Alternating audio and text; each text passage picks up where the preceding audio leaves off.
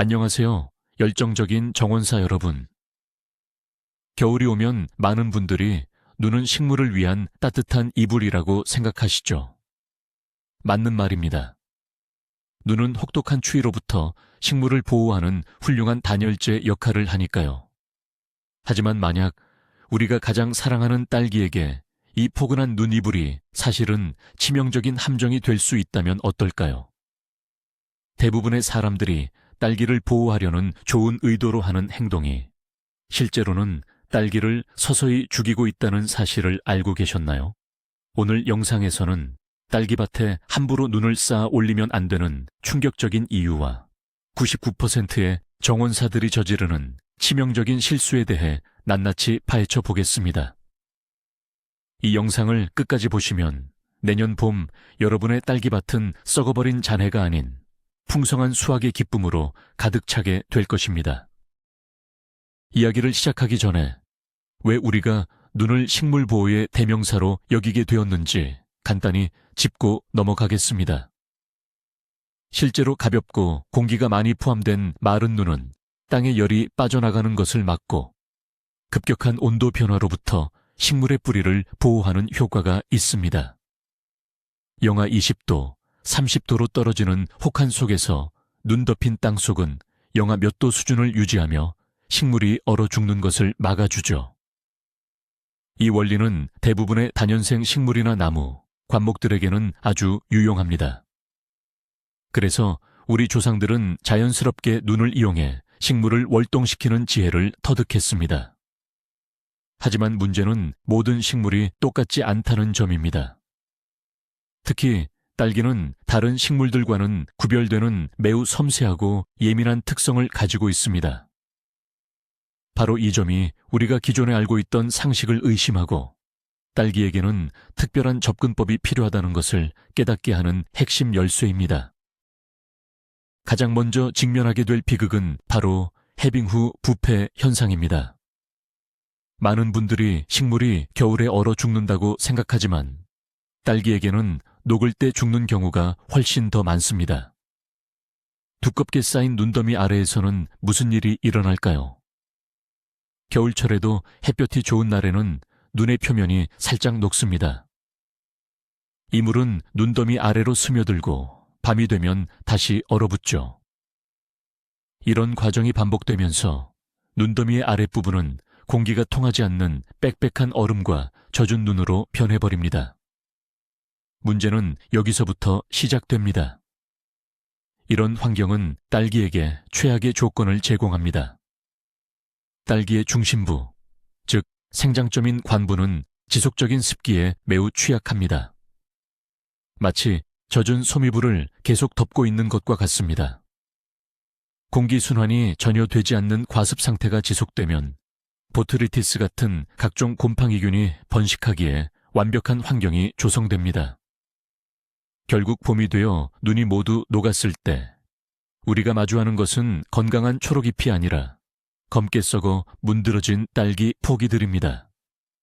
이것이 바로 좋은 의도로 덮어준 눈이 오히려 딸기를 질식시키고 썩게 만드는 첫 번째 이유입니다. 딸기가 왜 유독 습기에 약한지 좀 더 깊이 들어가 보겠습니다. 다른 많은 식물들, 예를 들어 나무나 관목들은 단단한 목질의 줄기를 가지고 있어 습기로부터 스스로를 보호하는 능력이 뛰어납니다. 하지만 딸기를 자세히 살펴보신 적이 있나요? 딸기의 심장부인 관부 크라운은 바로 땅 표면에 맞닿아 있으며 매우 부드럽고 연한 조직으로 이루어져 있습니다. 이 관부는 딸기의 모든 새로운 잎과 꽃, 그리고 줄기가 자라나오는 생명의 중심입니다. 그런데 이 중요한 부위가 겨울 내내 축축하고 젖은 눈에 직접적으로 닿아 있다고 상상해 보십시오. 연한 조직은 쉽게 물러지고 곰팡이와 박테리아의 공격에 무방비 상태로 노출됩니다.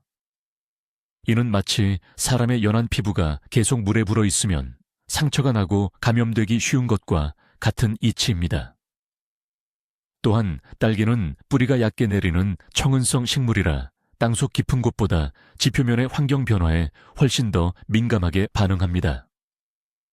따라서 무겁고 젖은 눈이 관부를 계속 짓누르고 습기를 공급하는 것은 딸기의 가장 약하고 중요한 부분을 직접적으로 공격하여 회복 불가능한 손상을 입히는 행위와 다름없습니다. 모든 눈이 똑같은 위험을 초래하는 것은 아닙니다. 여기서 우리는 눈의 종류를 구별하는 지혜가 필요합니다.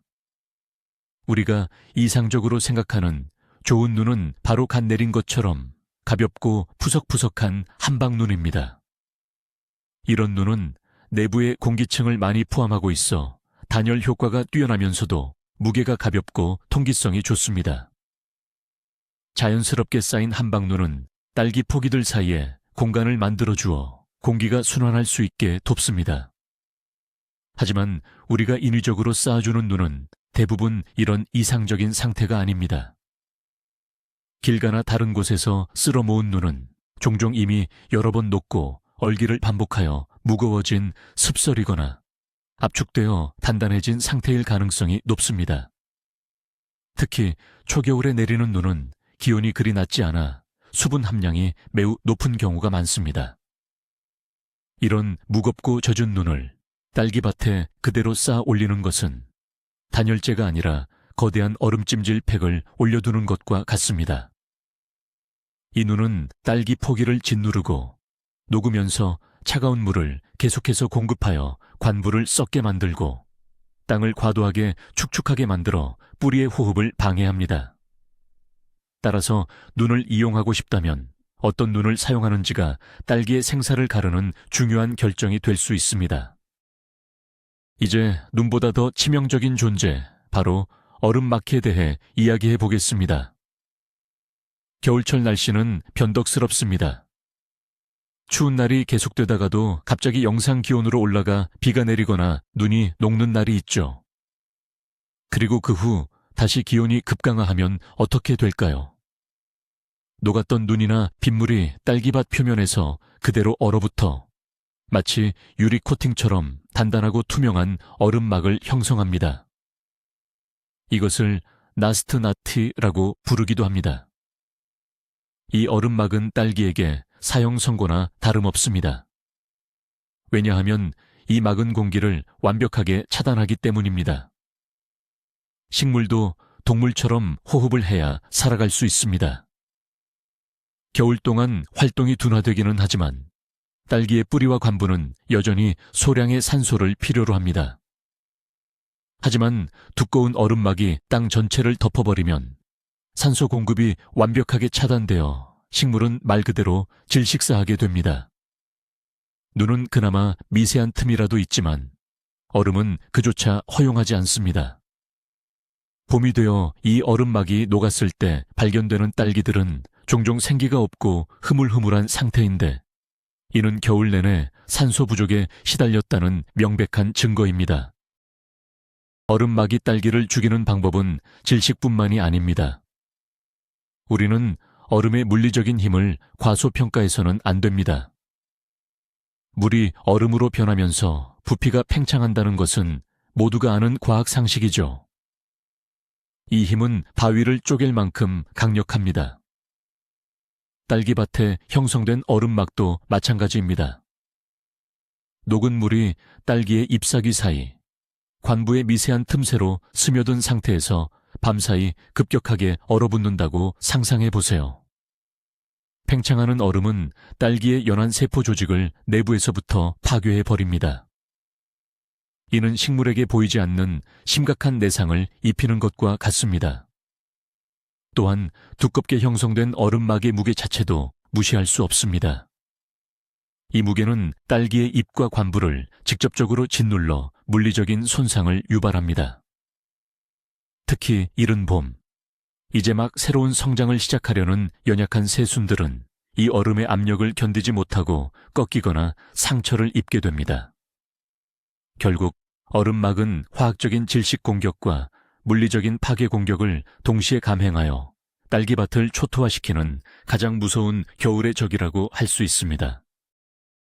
이러한 얼음막의 형성을 더욱 부추기는 최악의 행동 중 하나가 바로 이른 시기에 눈을 너무 많이 쌓아두는 것입니다. 많은 분들이 첫눈이 오거나 날씨가 조금 추워지기 시작하면 서둘러 딸기밭에 눈을 덮어주어야 한다고 생각합니다. 하지만 이는 매우 위험한 착각입니다. 땅이 아직 완전히 얼지 않은 상태, 즉 초겨울에 눈을 두껍게 덮어버리면 어떤 일이 발생할까요? 눈은 외부의 찬 공기를 막아주는 단열재 역할을 하지만 동시에 땅속에 남아있는 지열이 빠져나가는 것도 막아버립니다. 그 결과 눈 덮인 땅속은 영상의 온도를 유지하게 됩니다. 식물은 이것을 아직 겨울이 오지 않았다는 신호로 착각할 수 있습니다. 완전한 동면 상태에 들어가지 못하고 어설프게 대사 활동을 계속하게 되는 것이죠. 이는 겨울나기에 필수적인 영양분을 불필요하게 소모하게 만들고 식물의 내한성을 오히려 떨어뜨리는 결과를 초래합니다. 식물이 스스로 추위에 적응하며 겨울을 날 준비를 해야 할 중요한 시기에 인위적인 보온이 그 과정을 방해하는 셈입니다. 이것은 마치 겨울잠을 자야 할 곰을 계속 깨워두는 것과 같습니다. 그렇다면 눈을 덮어주기에 가장 적절한 타이밍은 과연 언제일까요? 정답은 서두르지 않는 것에 있습니다. 딸기는 생각보다 추위에 강한 식물입니다. 품종에 따라 차이가 있지만 대부분의 딸기는 영하 8도에서 10도 정도의 단기적인 추위는 특별한 보호 조치 없이도 견뎌낼 수 있습니다. 오히려 이러한 추위를 겪으면서 식물 스스로가 세포내 당도를 높이는 등 내한성을 기르며 본격적인 겨울나기 준비를 완료하게 됩니다. 따라서 가장 이상적인 눈 덮기 시점은 일 최저기온이 지속적으로 영하 5도 이하로 유지되고 땅의 표면이 약 3에서 5cm 깊이까지 단단하게 얼어붙었을 때입니다. 땅이 먼저 얼어야 그 위에 쌓인 눈이 녹아 땅을 질퍽하게 만드는 것을 방지할 수 있습니다. 또한 이때쯤이면 딸기는 이미 완전한 휴명에 들어갔기 때문에 눈을 덮어주어도 생장 주기에 혼란을 주지 않습니다. 급한 마음에 첫눈이 오자마자 눈을 쌓는 것은 딸기를 사랑하는 것이 아니라 오히려 딸기의 자연적인 생리 과정을 방해하여 더 큰 위험에 빠뜨리는 행동이라는 것을 반드시 기억해야 합니다. 타이밍만큼이나 중요한 것이 바로 양의 문제입니다. 많은 것이 항상 좋은 것은 아니라는 격언은 딸기밭의 눈 덮기에도 그대로 적용됩니다. 우리는 종종 딸기를 추위로부터 완벽하게 보호하고 싶은 마음에 가능한 한 많은 눈을 마치 거대한 눈 무덤처럼 높이 쌓아 올리려는 경향이 있습니다. 하지만 이는 또 다른 재앙을 불러오는 지름길입니다. 생각해 보십시오. 봄이 오면 이 모든 눈은 결국 녹아야 합니다. 눈더미가 높고 클수록 녹는 데 걸리는 시간은 기하급수적으로 길어집니다. 다른 밭의 식물들은 이미 따뜻한 봄 햇살을 받으며 기지개를 켜고 새로운 성장을 시작하는데 유독 딸기밭만은 한겨울처럼 차가운 눈더미에 갇혀 있게 됩니다. 이는 딸기의 봄철 생육 시작을 심각하게 지연시키는 결과를 낳습니다. 남들보다 늦게 성장하기 시작하니 당연히 수확 시기도 늦어지고 전체적인 수확량에도 악영향을 미칠 수밖에 없습니다. 보호를 위한 행동이 오히려 성장을 가로막는 족쇄가 되어버리는 아이러니한 상황인 것입니다. 봄철 생육 지연 문제에서 더 나아가 늦게 녹는 눈더미는 딸기에게 또 다른 형태의 습기 공격을 가합니다. 겨우내 쌓였던 거대한 눈더미는 봄이 되어 천천히 녹으면서 엄청난 양의 차가운 물을 지속적으로 땅속으로 흘려보냅니다. 땅의 표면은 녹았지만 깊은 곳은 아직 얼어있는 상태라면 배수가 원활하지 않아 딸기밭은 마치 늪처럼 변해버립니다.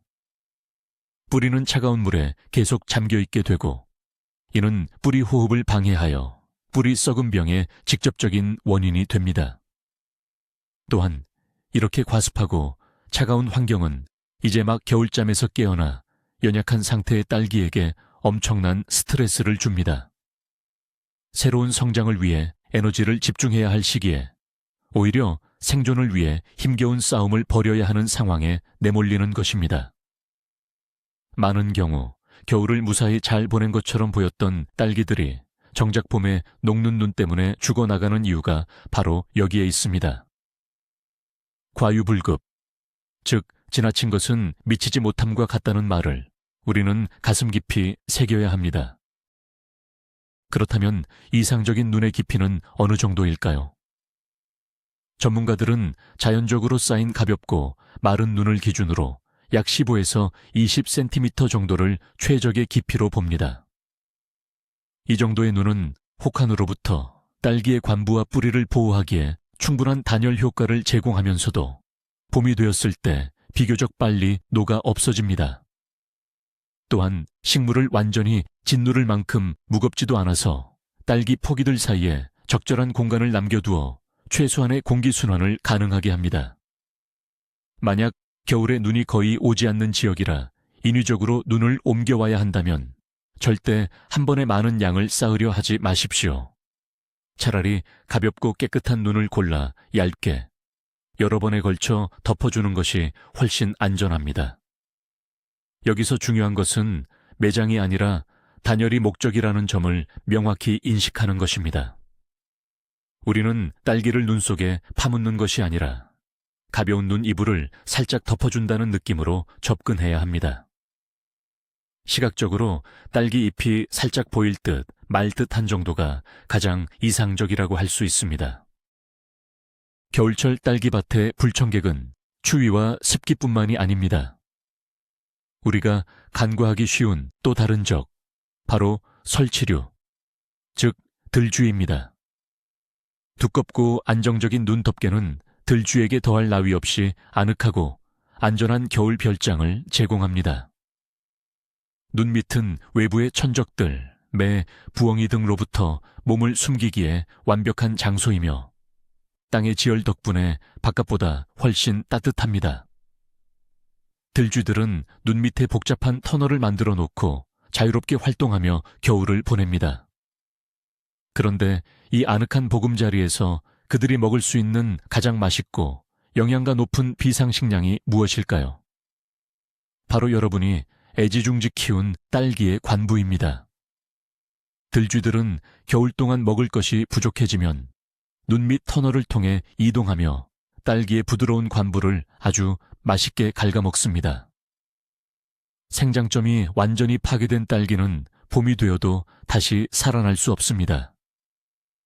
봄에 눈이 녹은 후 멀쩡해 보이던 딸기 포기들이 힘없이 뽑혀 나오고 관부에 선명한 이빨 자국이 남아있다면 그것은 바로 겨울 내내 눈 밑에서 벌어진 들쥐들의 만찬 흔적입니다.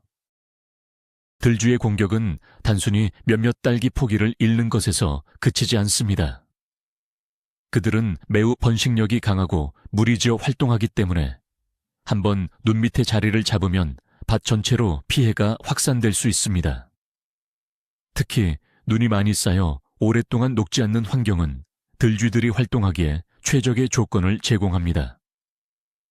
눈 밑에 만들어진 터널은 그들의 이동 경로이자 생활 공간이 됩니다. 그들은 이 터널을 따라 이동하며 체계적으로 딸기밭을 파괴합니다.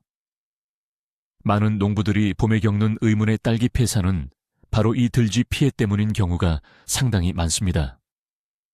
따라서 눈을 너무 두껍게 그리고 밭 전체에 빽빽하게 덮어두는 것은 의도치 않게 들쥐들을 초대하여 안전한 서식지와 풍부한 먹이를 제공하는 셈이 됩니다. 만약 여러분의 지역에 들쥐가 많다면 눈을 덮는 대신 다른 월동 방법을 심각하게 고려해 보거나 최소한 밭 주변에 쥐덫을 놓는 등의 방제 대책을 반드시 병행해야 합니다. 들쥐와 더불어 눈 밑에서 조용히 세력을 키우는 또 다른 적은 바로 곰팡이 포자입니다. 잿빛 곰팡이병, 탄저병 등 딸기에게 치명적인 여러 질병의 원인이 되는 곰팡이 포자들은 흙이나 식물 잔재물 속에서 겨울을 보냅니다. 이 포자들은 춥고 건조한 환경에서는 활동을 멈추고 휴면 상태에 들어갑니다. 하지만 눈이 두껍게 쌓인 땅속은 상황이 다릅니다. 외부 기온은 영하로 떨어져도 눈 밑은 상대적으로 온난하고 눈이 녹으면서 생긴 습기로 인해 높은 습도를 유지하게 됩니다.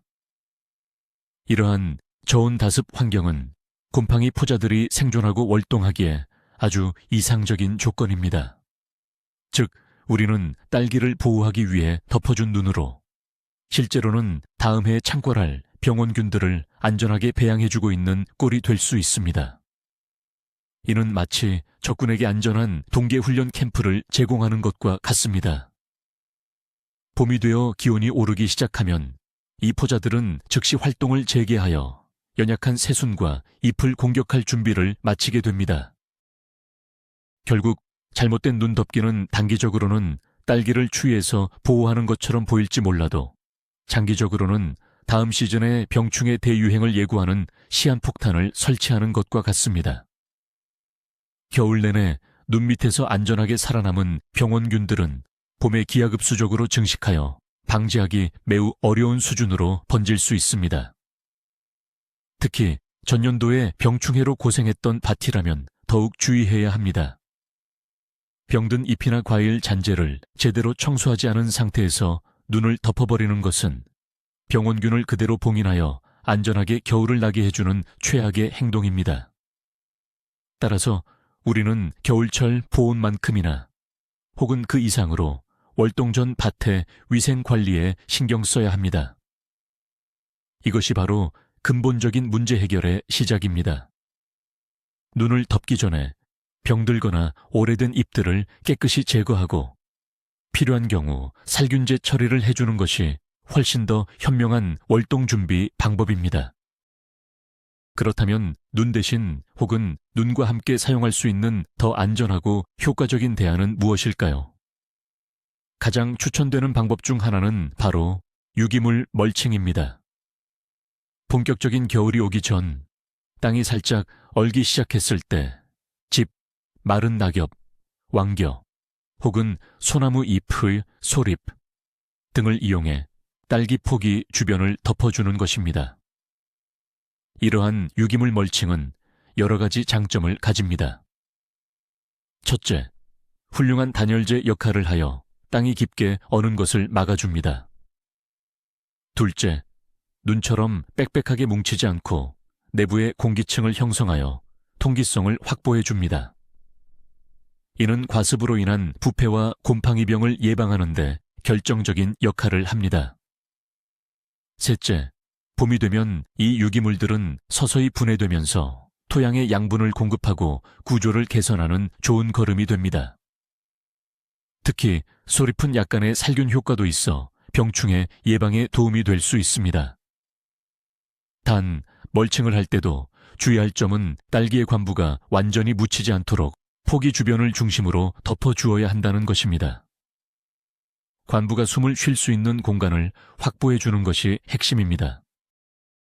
유기물 멀칭과 더불어 현대 농업에서 널리 사용되는 또 다른 훌륭한 대안은 부직포나 방안용 덮개를 이용하는 것입니다.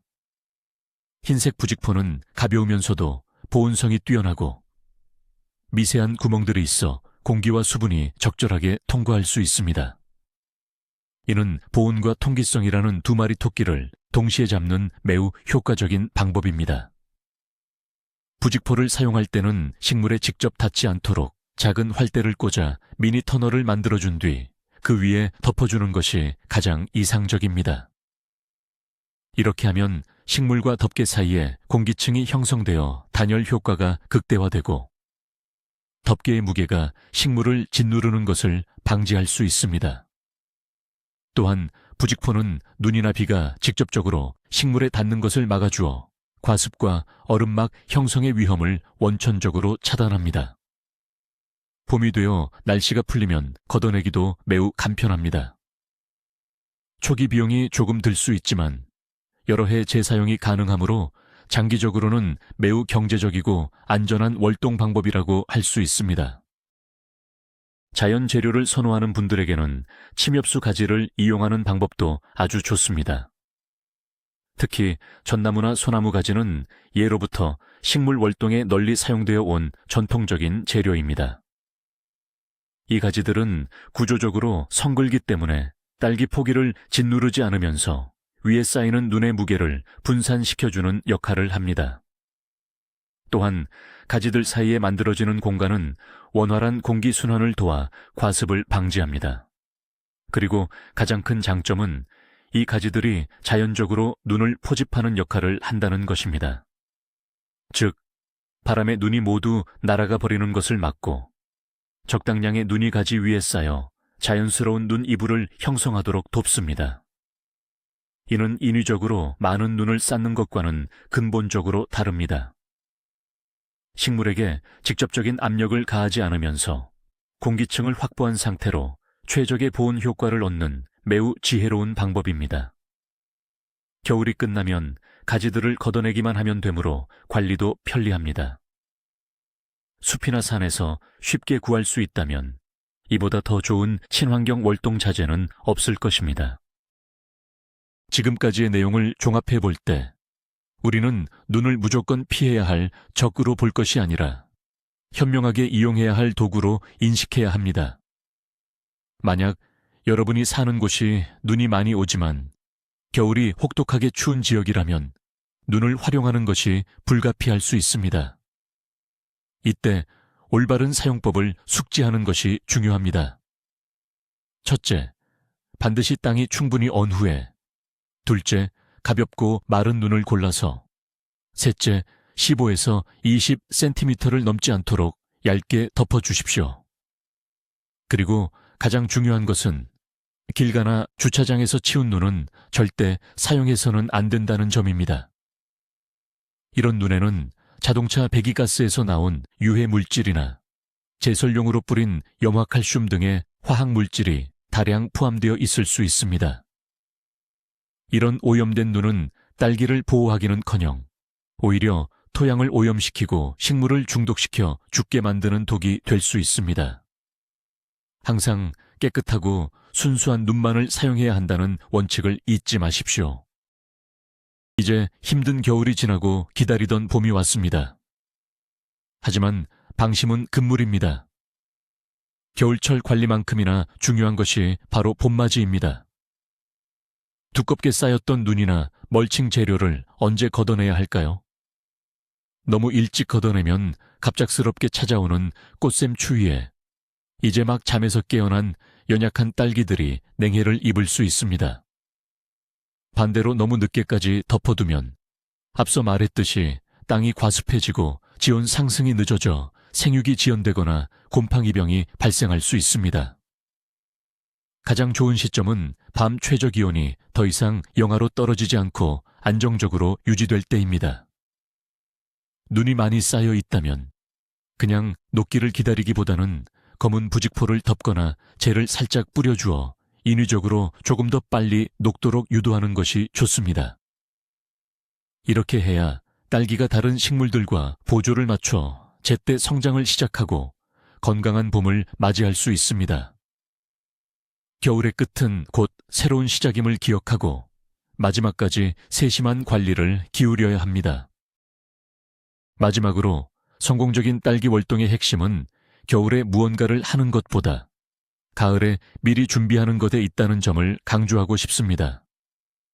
건강하고 튼튼한 딸기는 어지간한 추위는 스스로 이겨낼 힘을 가지고 있습니다. 따라서 우리는 가을철부터 딸기가 겨울을 잘 날 수 있도록 최상의 컨디션을 만들어주는데 집중해야 합니다. 늦가을까지 질소 비료를 주는 것은 식물을 웃자라게 하여 내한성을 떨어뜨림으로 삼가야 합니다. 대신 칼륨과 인산이 풍부한 비료를 주어 뿌리와 관부를 튼튼하게 만들어야 합니다. 또한 병들거나 시든 잎, 그리고 땅에 기는 줄기 러너프레를 깨끗하게 정리하여 병원균의 월동 장소를 미리 제거해야 합니다. 이렇게 철저한 가을 준비를 마친 건강한 딸기밭은 약간의 멀칭이나 자연스럽게 쌓인 눈만으로도 충분히 혹독한 겨울을 이겨낼 수 있습니다. 겨울철 보호는 어디까지나 보조적인 수단일 뿐, 진짜 승부는 가을에 이미 결정된다는 사실을 잊지 마십시오. 자, 오늘 우리는 눈이 딸기에게 항상 좋은 것만은 아니라는 놀라운 사실을 함께 알아보았습니다. 요약하자면 잘못된 시기에 잘못된 종류의 눈을 너무 많이 덮어주는 것은 딸기를 썩게 만들고 얼음막으로 질식시키며 들쥐와 병원균의 아늑한 보금자리를 제공하는 치명적인 실수가 될 수 있습니다. 기억하세요. 핵심은 보호이지 매장이 아닙니다. 눈을 사용해야 한다면 땅이 언 후에 가볍게 그리고 적당량만 사용해야 합니다. 하지만 더 좋은 방법은 지피나 소립 같은 유기물 멀칭 혹은 부직포를 활용하여 통기성을 확보해 주는 것입니다. 그리고 이 모든 것보다 더 중요한 것은 바로 튼튼한 겨울나기를 위한 철저한 가을 준비라는 사실을 꼭 기억해 주셨으면 합니다. 오늘 영상이 여러분의 소중한 딸기들이 무사히 겨울을 나고 내년 봄 풍성한 결실을 맺는데 큰 도움이 되었기를 바랍니다. 시청해 주셔서 정말 감사합니다. 영상이 유익하셨다면 구독과 좋아요 버튼을 꼭 눌러주세요. 그리고 여러분은 겨울철 딸기를 어떻게 보호하고 계신가요? 댓글을 통해 여러분만의 특별한 비법이나 경험을 다른 분들과 함께 공유해 주세요. 그럼 다음 영상에서 더 유용한 정보로 찾아뵙겠습니다.